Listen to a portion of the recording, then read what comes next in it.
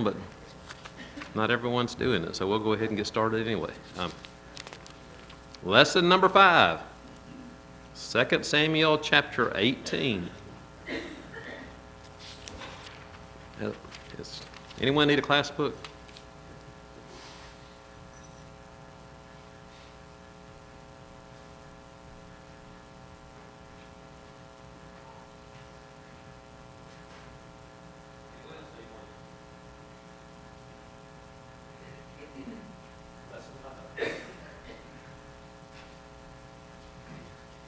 As we begin, we'd like to ask Brother Glenn to lead us in a word of prayer.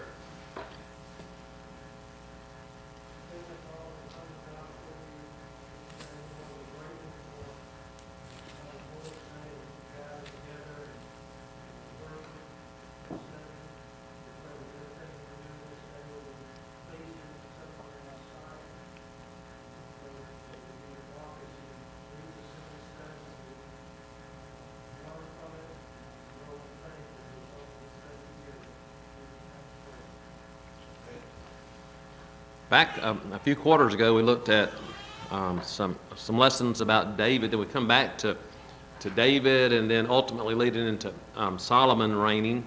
You know, we've had Saul, now David, then Solomon. And last week in the lesson, for those who were here, we saw the defeat of Absalom. You know, imagine yourself where your son rises up and tries to take over the throne from you. Well, first of all, I had to imagine being on the throne, but just, you know, We've all had family conflicts at times, unless yours is the perfect family, but you know what it's like to be at odds with someone that you love or that you care for, and you know, maybe butt heads some along the way. Maybe at times there's family feuds that happen within a family. But to look at a situation where here's David, a man after God's own heart, David who, with all his mistakes, tries to serve God and has a penitent attitude when he does wrong. You know, we noticed when he had sinned with Bathsheba that a number of things were said about what would happen, and one of them was the sword would not leave his house. And we saw that with Absalom. You know, Absalom tried to take care of certain situations himself, killed his half-brother, and then, you know, as well, he tried to get people to like him better than they liked David. And a good-looking man that stood at the gates and told people, boy, if he was king, he'd listen to them. And they had a good case to bring before the king. And then he led a rebellion. David and his family had to get out of town. And they go just a little ways out of town and are holed up at the time. And then they send out an army to fight against Absalom. But when they go out to fight Absalom, when you're out, you know, they fought in the woods, they fought in the forest, outside of Jerusalem. I think within all this that takes place in this story is within, I think, a 12 or 13 mile radius of Jerusalem. I mean, the forest is where David's at. I think from where the forest that they fought in, where Absalom was killed, where David was holed up was, I'm thinking it's just a few miles, it's less than 10 miles. I had the numbers written down somewhere and don't know for whatever it's worth. Okay. The place where David's at is about 3.5 miles from Jerusalem, 10 miles from the forest. So, you know, all right, that same, literally, neck of the woods, I guess you would say. But when David sent his army out to defeat Absalom's army, what was his one request or his one command? Spare his son. You know, take care, go easy on him. Do not kill him. You know, he didn't want him killed. You know, here's a man that's trying to take over the throne. Here's a man that's rebelling against his father. Why doesn't he want him killed? Because he loved him. Why did he love him? He's his son. We talked about that last week. You know, no matter what situation your children or family get into, they're still your children, they're still your family, and you still love them. You may not love what they're doing, you may not like it, but deep down you love them. And I think David's one hope probably was to be able to resolve the conflict between him and Absalom, and it never happened. So he sends them out. They get out into the forest, the battle goes. They find Absalom hanging by his hair, and the one who finds him doesn't do anything to him. He goes to Joab. Joab takes care of it. Joab and his armor bearers finish off Absalom. And so that's really where today's lesson picks up, 2 Samuel chapter 18.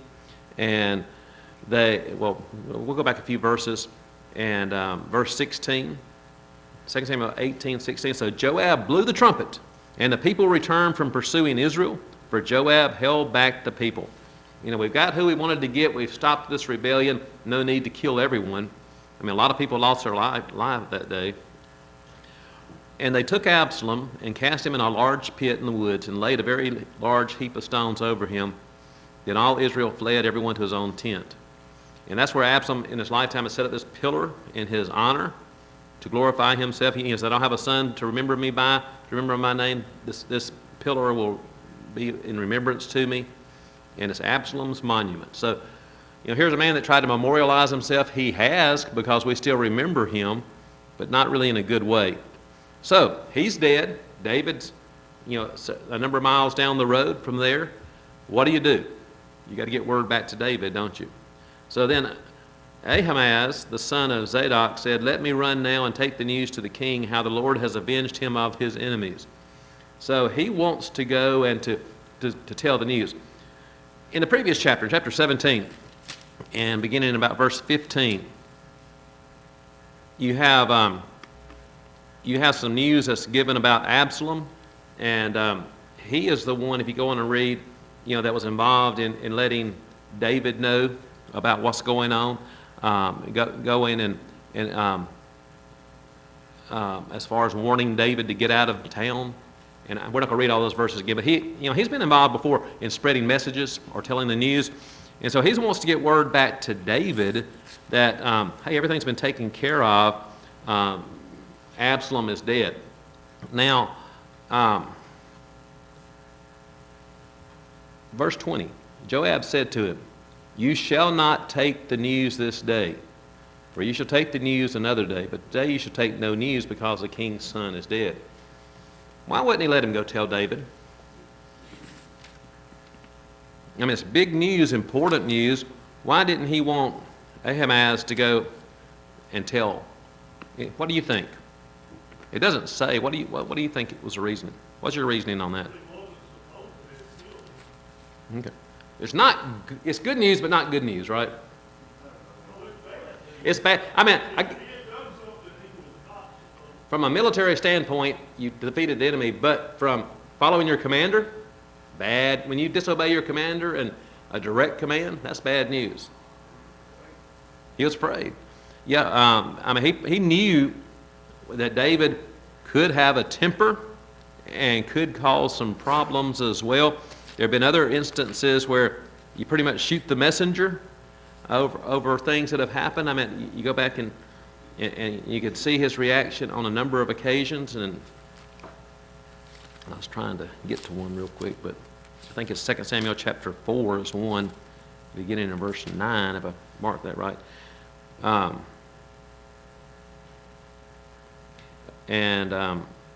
When Saul had died, he was not real happy there as well. And the ones, because he took the young men in verse 12 of chapter 4, and he commanded his young men, and they executed them, cut off their hands and feet, hanged them by the pool of Hebron. But they took the head of Ishabeth and buried it in the tomb of Abner in Hebron. He has some instances where, an eye for an eye, I guess you'd say, or life for a life, or just getting upset and getting the messenger. And here's a messenger that's going to come back with what he thinks is good news. We've defeated the enemy. But if he thought about it, everyone heard what David said, don't kill my son. And it's not just a direct command, don't kill this leader of the rebellion, but don't kill this leader of the rebellion who happens to be the king's son. My son David would say. And so maybe Joab's trying to spare his life or not make it look as much a direct connection back to Joab. He said, look, let's just save that news for another day. Just wait. Right now, the king's son is dead. Let's just leave it at that for the time being. And I guess you're putting off the inevitable. He may be trying to put it off completely, but don't get in any hurry to bring vengeance down on you. Do what? It's one thing if you just randomly shoot an arrow and it happens to hit him, or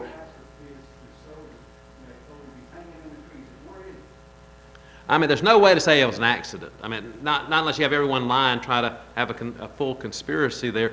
I mean, you know, you have people sometimes that don't identify themselves as the king out in battle and they get killed, or you know, you misidentify someone and the wrong person's killed.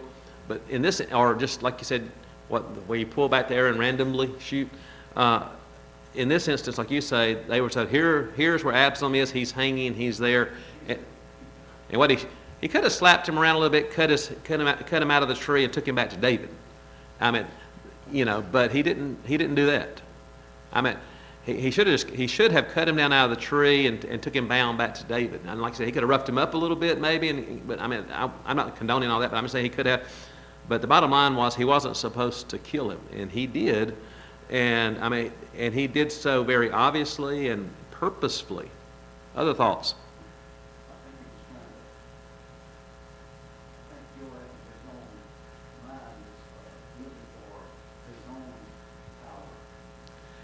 Yeah, Joab, you know, he had other motives there. I mean, like in all this, like Absalom always had other motives.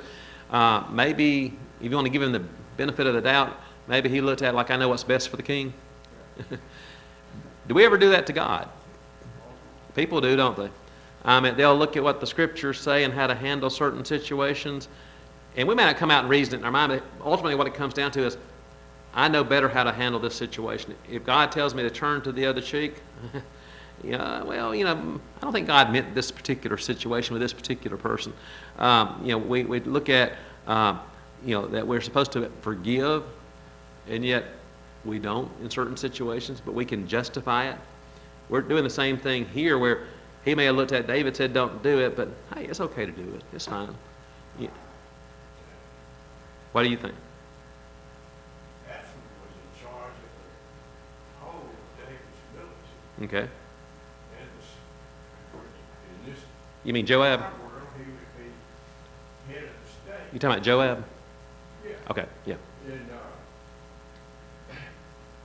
if Absalom had been as he was as successful as he was, Right, he recruited a lot of people. right. Enough people to have a war. Okay. If they did not kill him, the next thing he would have done away with David some way, and then everybody would have followed him, and Joab and all of the men in the military would have been dead. Right. I believe that's what. So you think he's trying to save him? I think he was trying to preserve himself and the whole of Israel. That's very possible. I mean, you know, we don't know all of his motivation, but Absalom had to die. but and again, he may have been well intended, like that's saying like you say, he has to die. The kingdom's going to exist, and if David's going to keep on the throne, and if I'm going to keep my position, but what do you do when you're the military leader, but your leader tells your king tells you not to harm it? You know, I mean, so you're caught between that, what you think is right, but then what your command tells you you're supposed to do, and he disobeys David directly. So he does what he thinks is best, but it's not what he was commanded to do. And so you get kind of into a situation there. I mean, we can see where if Absalom had been allowed to live, sure. I mean, you look, he plotted for 2 years and waited to kill his half-brother. I mean, he'd bide his time and do it another day. He was plotting for that. Yeah. And as you said, he had thousands of people behind him. It wasn't just a few dozen or a few hundred, it's thousands that he had gotten to rise up. So, you know, you have to kind of cut off the head, so to speak. But still, you look at the situation, if you're taking a message back to David, and you know David said, don't harm the child, and then you're going back saying, not only has he been harmed, he's been killed. And you go back with a smile on your face telling that news, you know, that's not going to be good. But then Joab tells, you know, my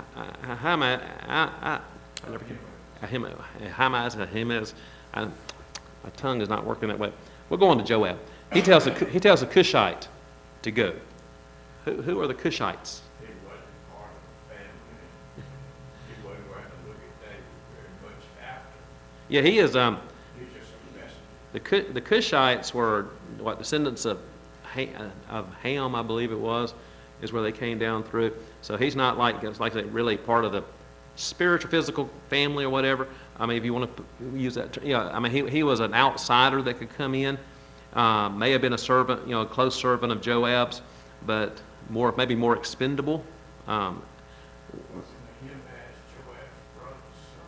Yes, I believe that's right. I believe that's right. He's the son of Zadok, and I believe that's right, going back to that. I'm pretty sure. I have to go back and look at that again. Every time I get all the connections straight, then they short circuit.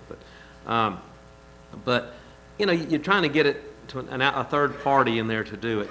Go tell the king what you have seen. So the Cushite bowed himself to Joab and ran. So he's running pretty fast. I mean, he's got some miles to cover and to get there to David. But then Ahimaaz said to Joab again, "But whatever happens, please let me also run after the Cushite." So Joab said, "Why will you run, my son, since you have no news ready?" So, but whatever happens, he said, "Let me run." So he said to him, "Run." Why did he want so badly to go? Why do you suppose he want? I mean, you have a messenger going to give the news, and in fact, Joab's a little evasive. He doesn't say, "Go tell David your son is dead." He just says, "Go tell the king what you've seen." Just report to him what you've seen. And then Ahimaaz, he in turn is wanting to go, and Joab goes, "Well, you really don't have any news ready. What do you think's going on here? Maybe get your story straight." You haven't thought it out, so you don't know how to present it in the best way. It's like the politics today, where they always they say go to the spin room. I mean, they try to spin the story out, and more and more of the media all gets their story straight together, so they all report the same thing. And it's funny it's sad when you begin to see it, like one after another, where there's a catchphrase that's used. You'll see it on 20 different newscasters all using that same slant, that same catchphrase. It's been put out there, kind of a propaganda type thing. That's get your story straight, make sure everything's where it needs to be. Why are you why are you in such a big hurry? Let's let things settle down and get it figured out the best way to present this. But whatever the case may be, he wants to go, and he wants to make sure David knows what's happened. And maybe it's just that he wants just to tell the facts like they are, rather than trying to spin it any which way. And so he said, "Look, whatever happens, whatever you want to do, just let me go." And so he told him to go.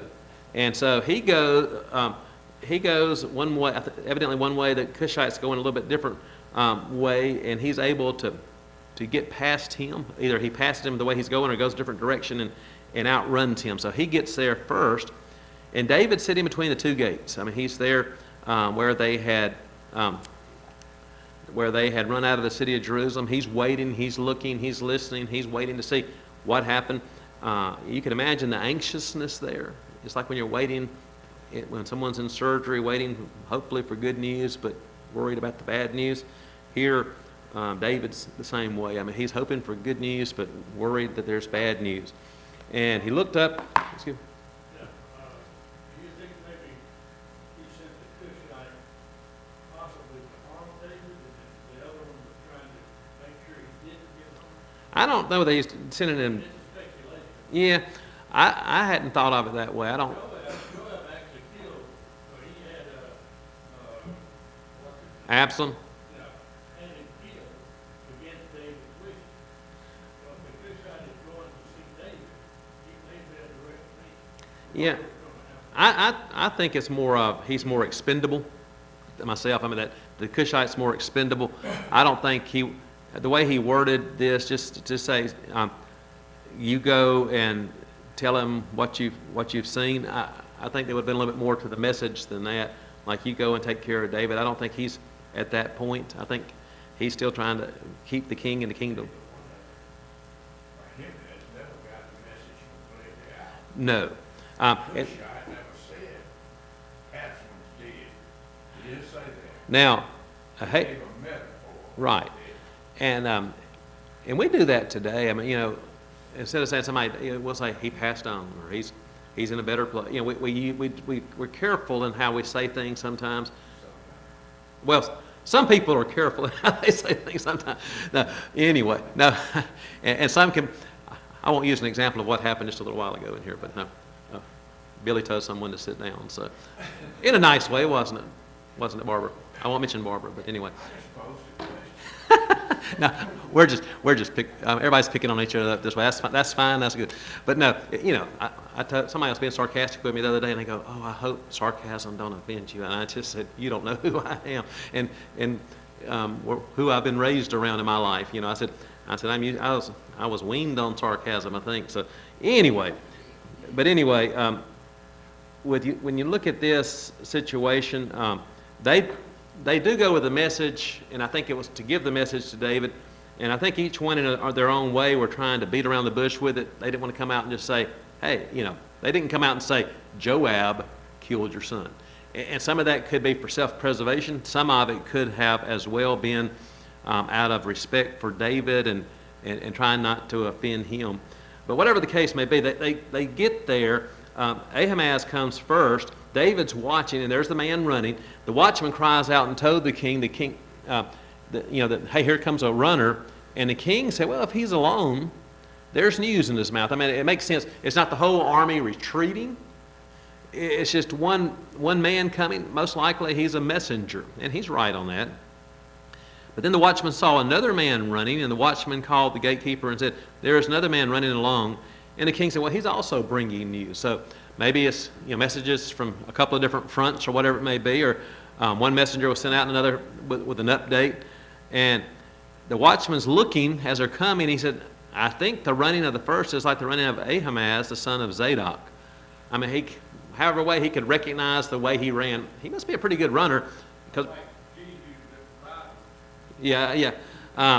Sometimes you can recognize certain people by their driving, we'd say today, or maybe certain.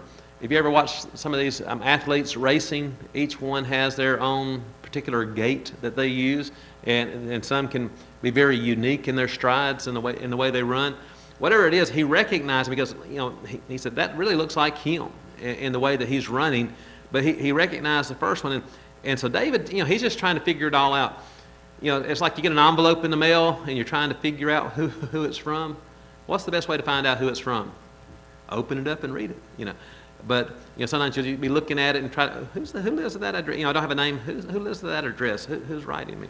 And I don't guess we do as much of that. Who has that email address? You might say now. But the king's, as he's running toward, he has a few minutes to think, and he's just saying, well, he's a good man, and so I'm sure he comes with good news. Can a good man bring bad news? Yeah. A good man's just going to tell you the way it is, isn't he? Whether it's good news or bad news.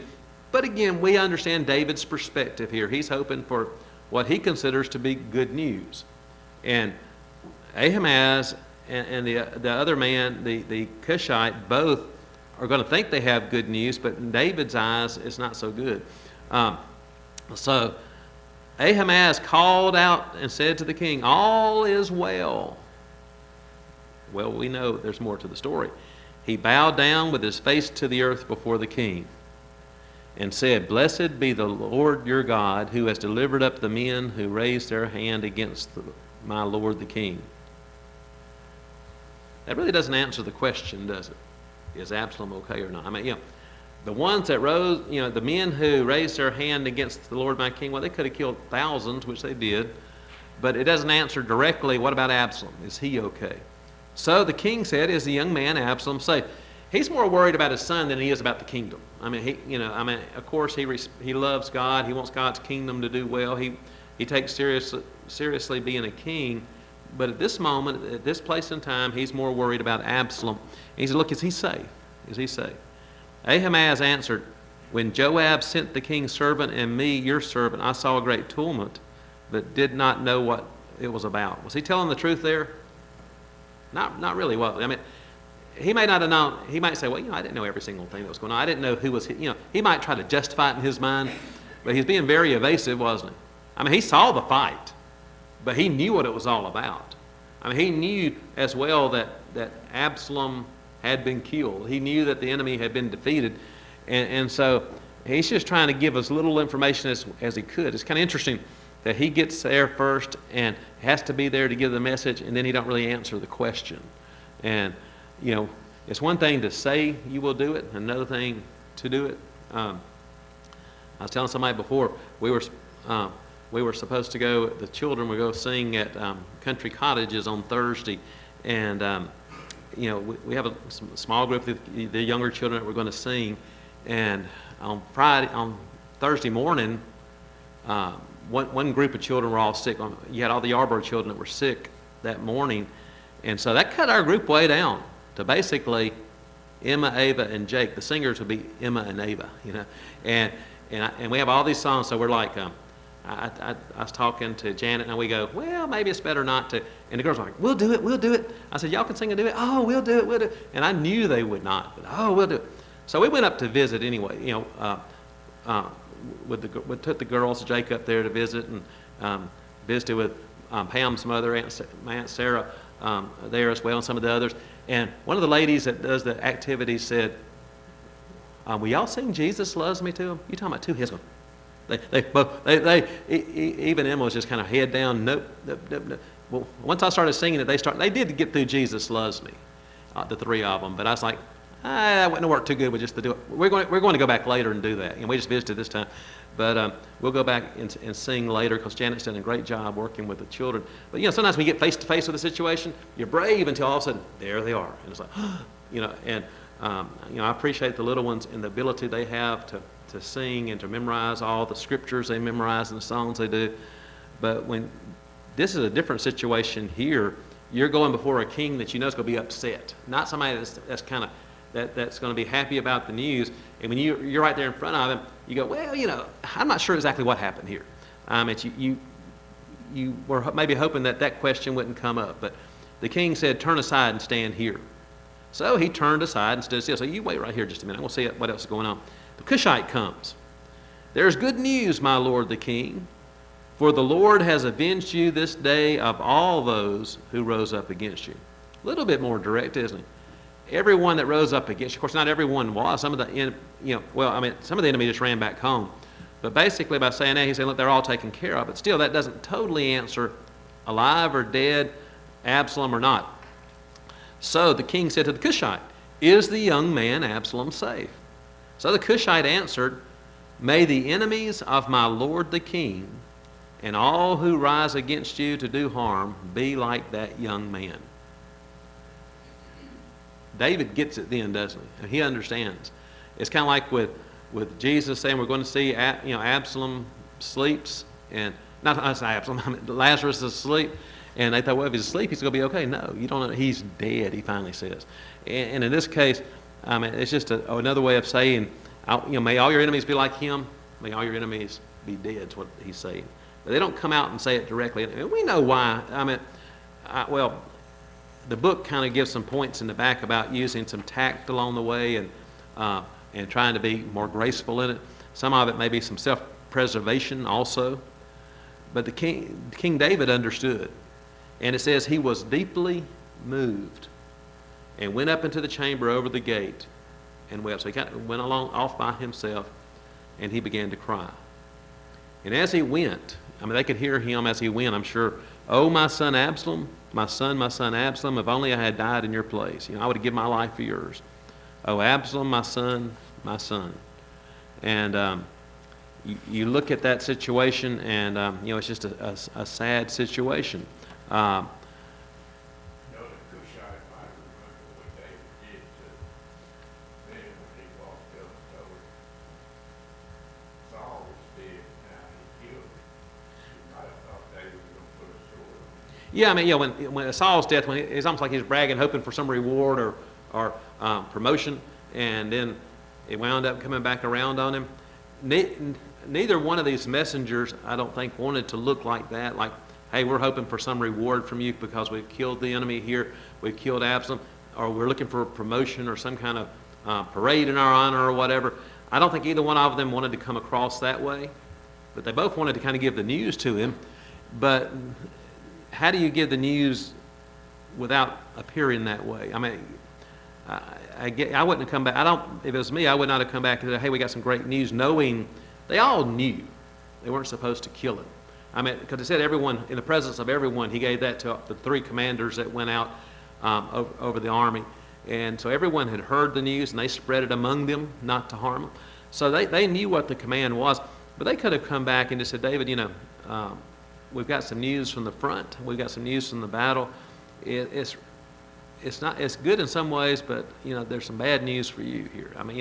But they didn't do that. They kind of beat around the bush with it and just said, well, the enemy's been defeated.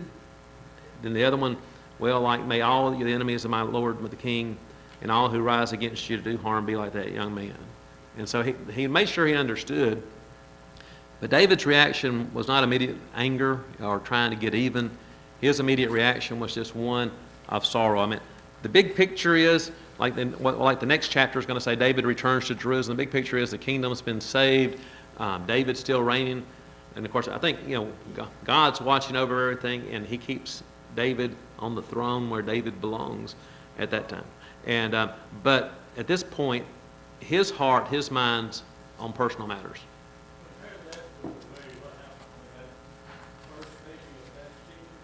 Right.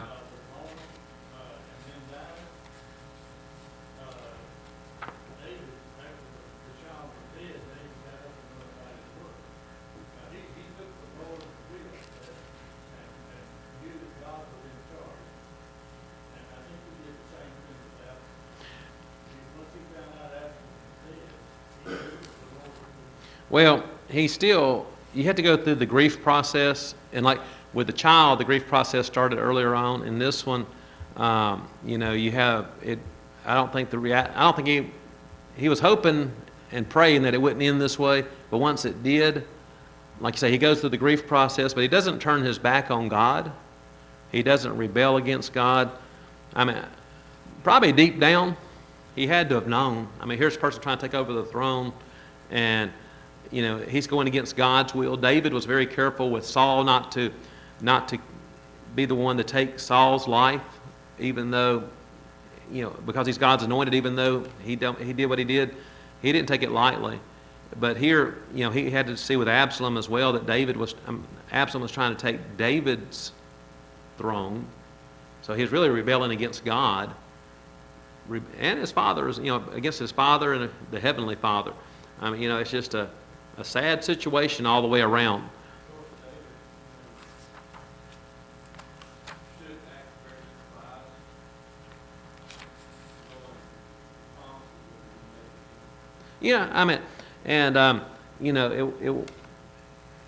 Ultimately it's God's will. Solomon's going to be the one to ascend to the throne later. But look at page 49 in the book on the applications, and it gives a couple of them here.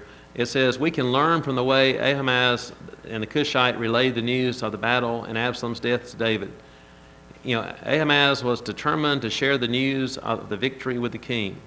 Whether or not he simply wanted to be the first to share good news, he made an effort to outrun the Cushite to do so. So, he wanted to be the first one there. His zeal is commendable. We should also delight in sharing good news with others. Deep down, I think he thought it was good news. The kingdom's been saved, the victory's been won. We've put down the uprising. What good news do we have to share? Jesus Christ, salvation, the way to heaven. That's the most wonderful news of all. Jesus came to seek and save the lost. We walk in the footsteps of Jesus. We need to make sure we're right with the Lord, and then do what we can to win others to Christ as well. Some will reject us. Some will return evil for good, and may not have some nice things to say to us at times. But we're doing what we can to share the message. Others will be receptive to it, and we rejoice with the angels of heaven when they obey the gospel. But the zeal that's there, we get excited when we have good news, good things happen to you or to your children or to your grandchildren. Clay and Mark came down and spent a week with us a couple of weeks ago, and Mark caught the biggest fish he caught. He got a 6-pound bass, and I was happy to share those pictures with most of you. I didn't put it up on the PowerPoint. Now, I did draw the line there, but that was the biggest fish he had ever caught. Now, I told him, I said, you got to get to 8 pounds before we mount it. So we ate it. But fed the whole family on one fish, which was good. But anyway, you're excited about news or like some kind of accomplishment or a promotion your child gets or that you get or a family member gets or some just anything good that happens.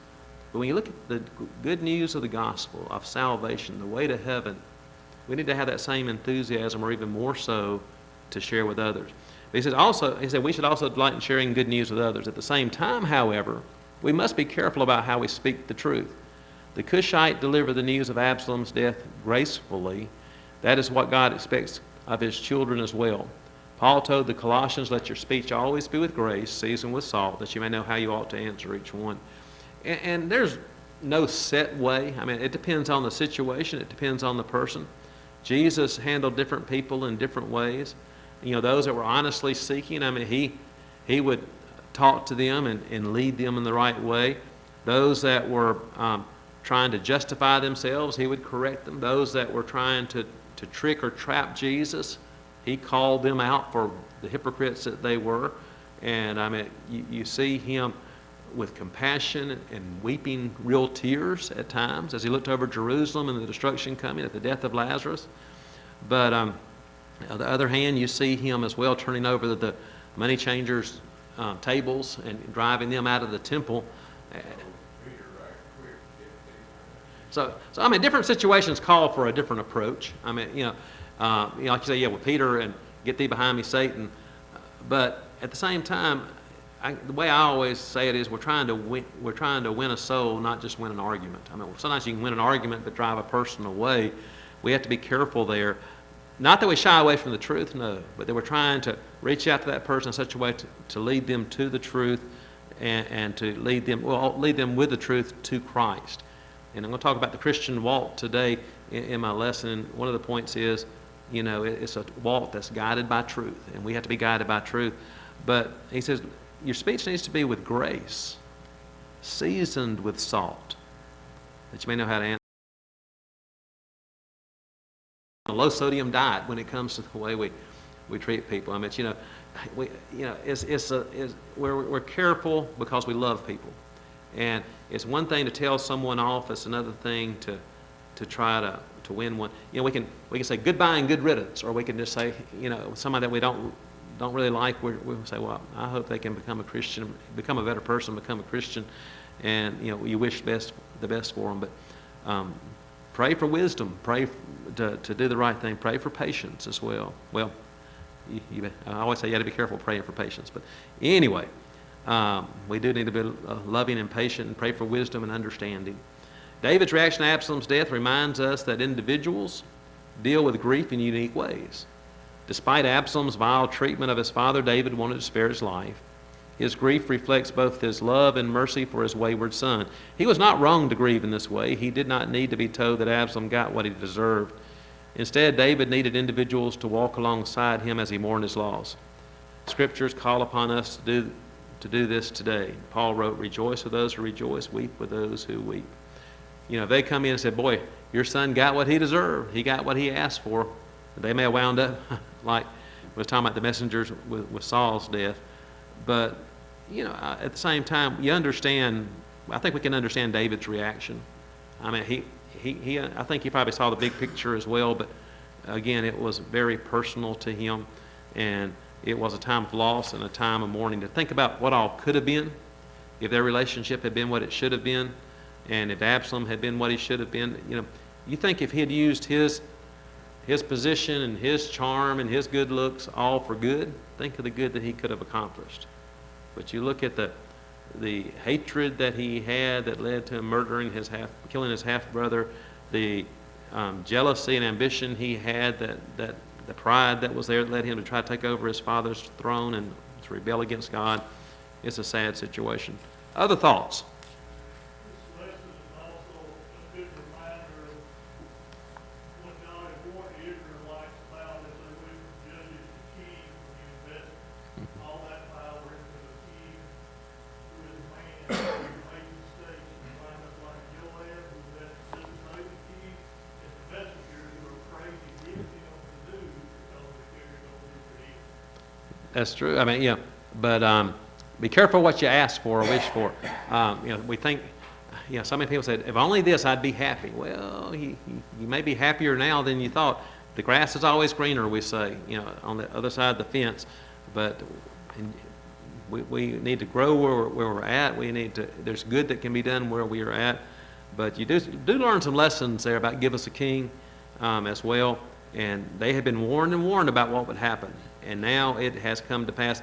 David is still suffering for his sin. I mean, he's been forgiven, but he had to suffer the consequences as well. Any other comments?